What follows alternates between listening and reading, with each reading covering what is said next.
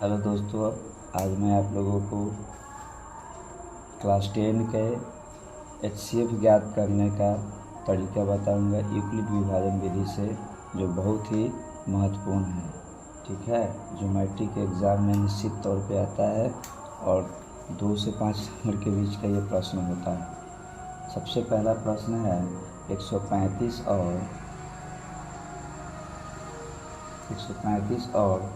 225 का 135 और 225 का HCF ज्ञात करने की बात कर रहा है यूक्लिड विभाजन विधि द्वारा। सबसे पहले हल में लिखेंगे जो क्वेश्चन दिया है उसी को लिखेंगे। मान लेंगे, माना कि a बराबर जो सबसे बड़ी संख्या उसको a मान लेंगे और जो छोटी संख्या दिया रहेगा उसको b मान लेंगे। तो पेन चल नहीं रहा है, जो छोटी संख्या है उसको b मान लेंगे और जो बड़ी संख्या है उसको a मान लेंगे।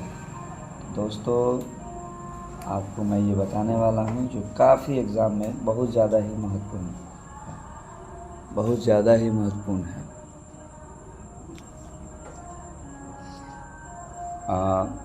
यूक्लिड विभाजन का एक सूत्र होता है।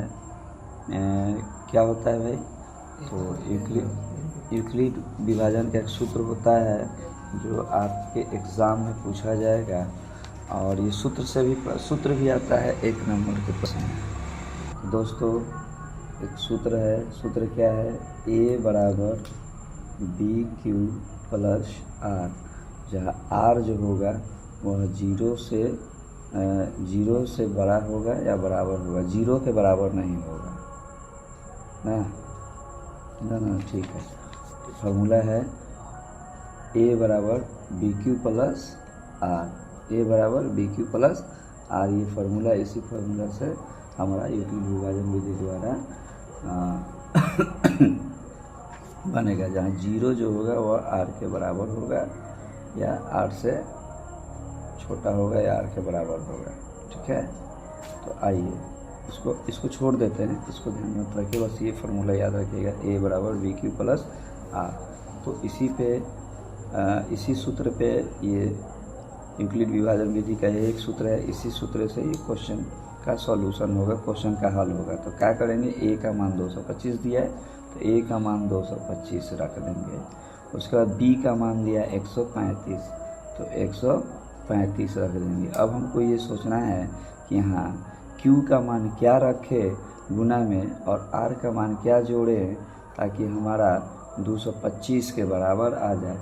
तो दोस्तों यहाँ हम करेंगे क्या, तो अगर हम q का मान 2 रखते हैं तो 2 में 135 से गुना कराएंगे तो 270 225 से बड़ा हो जा रहा है, इसलिए q का मान दोस्तों हम 1 रखेंगे। q का मान क्या रखेंगे? 1 रखेंगे और 135 में 1 से गुना कराएंगे 135 आएगा और यहाँ r के मान में क्या जोड़ेंगे कि 225 आ जाएगा। r के मान में क्या रखेंगे कि 225 आ जाएगा। तो दोस्तों, b का मान 135 है, q का मान 1 रखेंगे, 1 में 135 से गुना करेंगे 135 और r का मान में 90 जोड़ेंगे तो 135 में 1 से गुना करें 135 प्लस 90 जोड़ेंगे तो 225 आ जाएगा। अब क्या करना है, इसको तब तक आगे बढ़ाना है जब तक कि यह 0 के बराबर ना हो जाए। तो दोस्तों, अब क्या करेंगे, ये जो a का मान 225 रखे, अब इसको भूल जाना है, इसके आगे चलना है, इसके आगे बराबर के दाहिने साइड वाले को लेके चलना है। इसमें जो सबसे बड़ी संख्या है उसको 125 के नीचे लिख देना है यानी 135, और जो 90 संख्या आ रहा है दूसरी छोटी संख्या उसको 135 के नीचे लिखना है। अब दोस्तों फिर यही फार्मूला लागू होगा, ये a के बराबर हो गया 135, b के बराबर 90 हो गया और q का मान यहाँ क्या रखेंगे, और r का मान यहाँ क्या रखेंगे कि फिर 135 के बराबर आएगा। तो दोस्तों, अगर हम 90 में 2 से मल्टीपल कराते हैं, 2 से गुना कराते हैं 180 आ जाएगा जो 135 से बड़ा होता है। तो दोस्तों फिर से हम एक बार क्या करेंगे, 90 के मान में 1 जोड़ेंगे और यहाँ पे 90 में 1 से गुना कराएंगे और यहाँ 45 जोड़ेंगे तो यह 135 के बराबर आ जाएगा। फिर एक लाइन और आगे बढ़ेंगे। अब आपका ये जो 90 है 135 के नीचे आ जाएगा, ए के वैल्यू के बराबर हो जाएगा और बी के वैल्यू के बराबर आपका 45 हो जाएगा।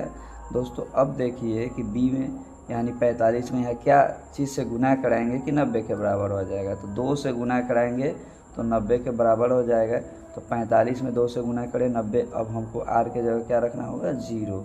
यही हमारा अंत मान हुआ। अब हम यहाँ मेन फोकस यहाँ करेंगे कौन सी संख्या से के रखने पे मेरा 90 के बराबर आ गया है। तो यहाँ 45 रखें, बी का मान 45 रखें, 45 में 2 से गुना कराए हैं तो 90 है, इसलिए हमारा HCF किसके बराबर होगा। तो लिख देंगे कि 135 और 225 का HCF क्या हुआ, यहाँ जो 45 है वही आंसर हो गया दोस्तों। तो अगर ये वीडियो आपको अच्छा लगे तो लाइक, कमेंट, सब्सक्राइब, चैनल को सब्सक्राइब जरूर करिए।